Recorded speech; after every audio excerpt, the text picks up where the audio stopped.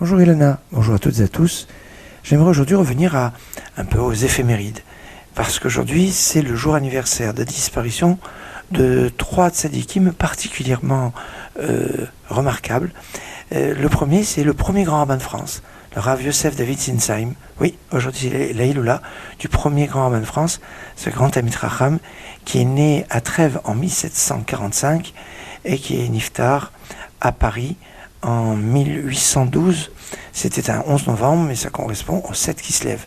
Alors, il y a une petite discussion sur la date de sa disparition, mais sur sa pierre tombale, c'est bien marqué 11 novembre, et donc ça correspond à cette date d'aujourd'hui. C'était le grand rabbin de France, grand rabbin du consistoire central, président du grand Sanhédrin qui avait été convoqué par Napoléon pour voir comment les Juifs pouvaient évoluer dans la société. Et c'était un grand Talmid Chacham, très très apprécié par les grands de son époque.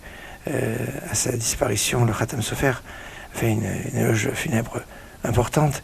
Le grand rabbin David, Yosef David Sinsheim. Et puis c'est aussi l'Yahrzeit aujourd'hui du Rav Yaakov Moshe Harlap. Harlap, c'est un nom un peu bizarre. C'est en fait les initiales de Chia, Roche, les Galoutes, Pauline. C'est l'ancêtre qui a vécu au XIe siècle d'un Rav qui s'appelait Chia, qui était à la tête du judaïsme polonais et a gardé Chia, Roche, les Galoutes, Pauline. Et ce Rav est né en 1882, il niftar en 1951. C'était le Rosh Yeshiva de Merkaz Harav, il était un très proche du Rav Kook, et il n'est jamais sorti de la terre d'Israël, jamais. Il est toujours resté, pour lui, il était impensable de sortir de la terre d'Israël. C'était un grand penseur et qui a écrit de nombreux ouvrages. Enfin, le troisième que je voudrais vous citer, c'est Rav Shlomo Binyamin Halevi Ashlag. Le Rav Shlomo Binyamin Halevi Ashlag est né en 1909 en Pologne.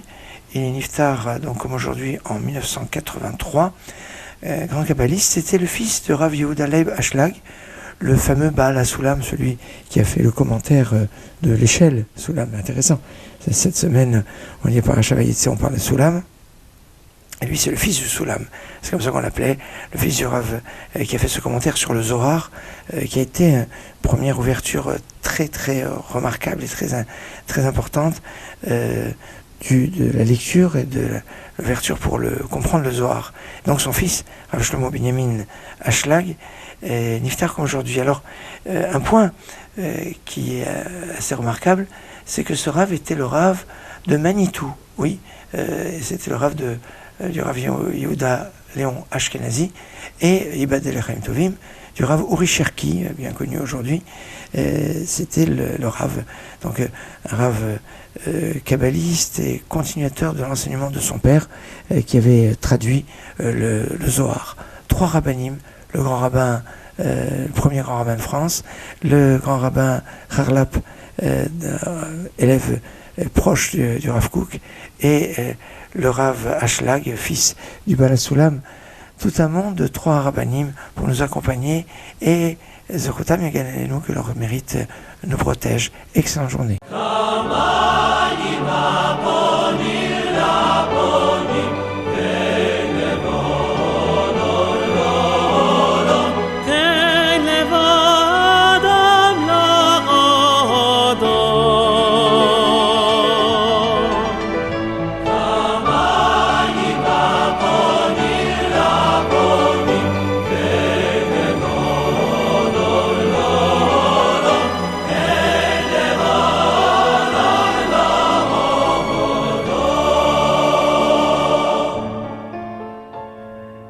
ידידי הקשב בנחת לעצת חבר בלי פחד נהפוך כולנו יחד את העולם לטוב יותר הדבר הוא בידינו נתחיל פה מבפנים בו שנינו אם ניטיב רק את ליבנו הטוב ייראה על הפנים